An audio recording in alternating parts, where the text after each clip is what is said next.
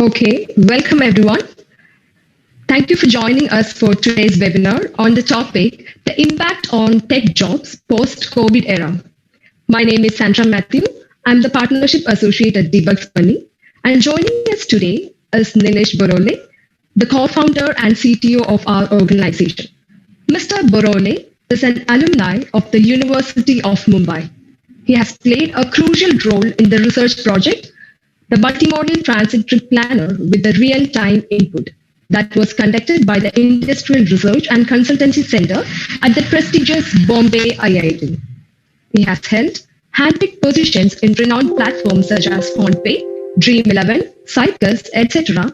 before joining hands to be one of the founders of our organization. And let me not do an injustice by giving a long list of his achievements, for achievements or experiences in the field speak for himself. I welcome Mr. Borole to address everyone and make this meeting more fruitful. Yeah, thank you, Sandra, for the introduction. So I'll directly come straight to the topic. Today's topic, it's on the impact of the impact on the IT industry or software industry after this COVID era. So I think we are the first generation who is basically looking at such a global pandemic. It's not just a pandemic which is happening in India. It is impacting a global businesses, right? So we'll just try to walk through a pre-COVID era as well. Like, how was the situation before the COVID? How was the situation happened? What happened during COVID, and what is going to happen after COVID? And how you all guys will be impacted, right? So everyone's career and everyone's job is impacted with the COVID, right? So before COVID, so let's come to straight to a topic where before COVID, the most of the multinational organizations, service providing organizations, used to hire a lot of resources, okay, from colleges, different colleges, used to hire in a bulk. Okay, now what was the methodology? So they used to hire lakhs of the students, lakhs of the resources who are going to be a software developer in their future life, in their future career, spend a lot of resources, time and money on them to train them so they can do a job for them. And then basically they will assign some assignments or a project, okay, in their career. So this was a methodology before COVID era.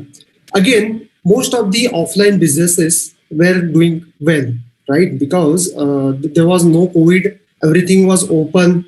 No one was facing any issue while doing any business, okay? And they were growing, not at a space what they want, but they were growing.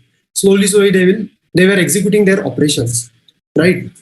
Now, when basically, so let's take an example of some industry, okay, to understand how it evolved before COVID and how it is going to evolve now after COVID, okay. So we will take a couple of examples. One, let's take a banking example, okay, where before 10 years ago, like 10 years back, what used to happen, we had a net banking, credit card, debit card kind of facilities, and everyone didn't have these things, right? I think out of the only 30-40% of the people using banking had credit cards, debit card, or net banking facilities, and they were out of the 30% as well. There are only 10-15% were using that. Okay, so online transactions were very less. So what if anyone wants to book a flight ticket, or anyone wants to book a train ticket, or anyone wants to book a bus ticket, they has to go to the physical outlet. They has to pay money in the cash and book the thing. So this was a scenario 10 years back. Then we saw that the free charge Paytm came into picture, which again transform a business, offline businesses to the online. So basically here now banking industry started going online. Okay, before COVID basically, right? Till the 2017 or 2019, I can say, we saw multiple product development organizations like Paytm, PhonePe came into picture, and they basically started, and UPI came into existence, where we started paying a small sum amount through our mobile. So before that, we always has to visit our bank, always has to visit these outlets and has to pay the money in cash to get a cash. So basically, we used to visit bank to get cash, and used to visit these outlets to book your service and pay the amount in a cash, right? After basically, as we started moving towards this internet era and starting this online transactions till 2019, almost 40% of the people of India, they started making this transaction online. So if you want to book any cab, you have Ola Uber, you make a transaction online. Okay. You want to get a grocery, you have a big basket, you order them online. Okay. So this is how our IT industry started evolving from started evolving from 2010, and it's still evolving. But once this COVID hit, okay, so what happened when we got hit with this pandemic? Suddenly, the offline businesses started crumbling. They started losing their users because no one is coming out. They felt a need of going online because because no one is coming out. So you need to reach to the users, and how we can reach the users is only through the internet, because everyone had access to the internet, right? Second, all the service providing companies like Infosys, Cognizant, or name it anyone like TCS, who are the MNCs, they also started cutting down their resources to save money, because they wanted to sustain in this pandemic, right? So many software companies started to cutting down their resources. Now, who was got fired off, or who was got cut off from this resources? So the who doesn't have that skill, right? So very important part when the COVID era hit was every company started focusing on the skill resources. Instead of only resources, they started focusing on the skill resources, right? Now, in the COVID era, we saw that many offline businesses started going online. Like let's take an example of the DMart. Earlier, they had all the physical stores, and once the COVID hit, they started taking orders through their application, through their online portals, right? So this is where, so though the offline, though they felt that we need to go online so that we can reach to our customer and we can grow our business, right? So this is what happened in COVID. Everyone tried to go online, everyone tried to reach their user through the online mode. This created a lot of opportunity in the IT sector, right? But this opportunity is only for the skilled resources, right? Because when they want to go online, they need to implement the applications, web applications, mobile applications. Now, as our in the education system, what we basically normally learn is the things which are now outdated. We are not learning any cutting edge technologies. We are still behind in implementing this thing, and it is getting slowly implemented, but still we are not getting that resources, access, or the industrial training while we are in the college. So that's why India is facing a lot of scarcity of the resources, skilled resources, right? So all these businesses started feeling that, okay, I want to go online, but there is no right resources, and they don't want to spend money and time and their efforts on training these resources. While COVID era, all the industry, all the software industry experienced this thing. As we are now at the end of this COVID era, slowly we are opening up our all the businesses. So mostly businesses are getting opened up. People have started going out. People have started enjoying service. But this have widely impacted our operations now. Everyone wants to go online, because if this situation of if this such kind of pandemic happens again, then what we can do, right? So now, and second thing, with this COVID era, every organization has been impacted with a financial crisis, right? So they don't want to. So now every organization want to reduce their spend of money, and they want to only focus on the quality of the product, okay, and how they can earn more revenue.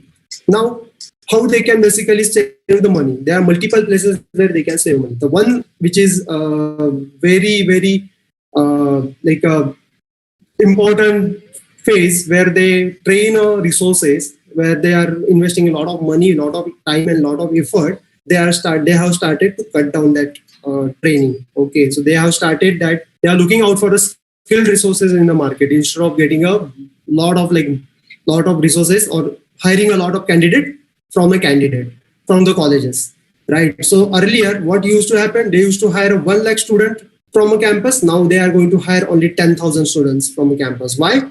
Because they don't want to spend a lot of resource and time on training them, right? Because when we are studying in a college, when you are studying in a college, you're definitely not getting that exposure to the technologies, right? You might be learning HTML, which is a part of our browser, like every site runs on HTML. But right in today's in today's software industry, we have multiple different frameworks. You must have heard of React.js. You must have heard of Vue.js. You must have heard of Flutter, or you must have heard of some AngularJS. So all these new technologies comes into play to in implementation of this web application, and these are not included in a curriculum scheme. So we need to get ready for these industrial skills to grab these opportunities in this next era, in this post-COVID era, right? Because the competition is rising. How competition is rising again? Because companies have decided to cut down on the hiring and focused more on the skill resources, right? Now, so as I said, there are all the I basically told you guys that how they are focused on the skill resources. Now, where you will get a skill resources, that is a main concern, right? Because you might be finding a lot of knowledge, a lot of information on the internet, right? So you may go to internet, you might search on the Google, you will find out this, that, lot of blah things on the internet. But all is the information. What you need is a knowledge. What you need is a guidance, right? So this is very important to get a right skill. You need a right guidance and right knowledge, right? So this is where Debugsbunny comes into picture, where we are also starting such kind of program where we can train or we can give the industrial levels training, industrial level experience to the students, where they can learn, they can get an opportunity to work on the practical projects and enhance their skills, right? So, as I said, these multinational organizations now only focused on skill resources, right? Now, what are the skills which you need to join this organization, right? So, when I say about the software industry, there are multiple verticals into it, right? So there can be a front-end engineer will be there who will basically going to build a front-end application. There can be a back-end engineer who is going to go working on the implementing a back-end of the application, right? And then there will be some set of other engineers who will support the application, who will go and basically look at the databases and everything. So what kind of skills you need in this industry, right? So definitely you need cutting edge technology skills, like definitely you are learning Java, Python in the college, but you need something more on that, right? So like you need a full stack skills here. You need to learn the new cutting edge technologies like React.js, AngularJS. Okay, so these are the skill set you need basically to enhance yourself and have a cutting edge. Have a edge in this competition, right? So so basically this is the way how now the post COVID we are evolving in this direction, right?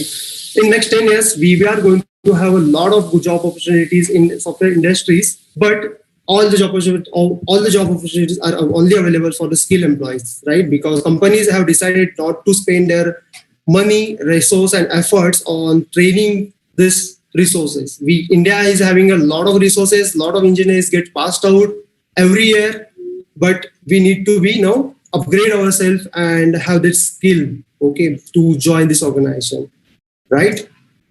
Yeah. So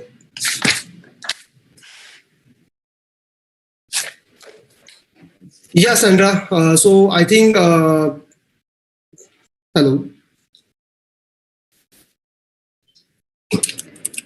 Okay, sir. Thank you for sharing your valuable insights on the topic. So, with that, we'll go ahead and take some time for questions.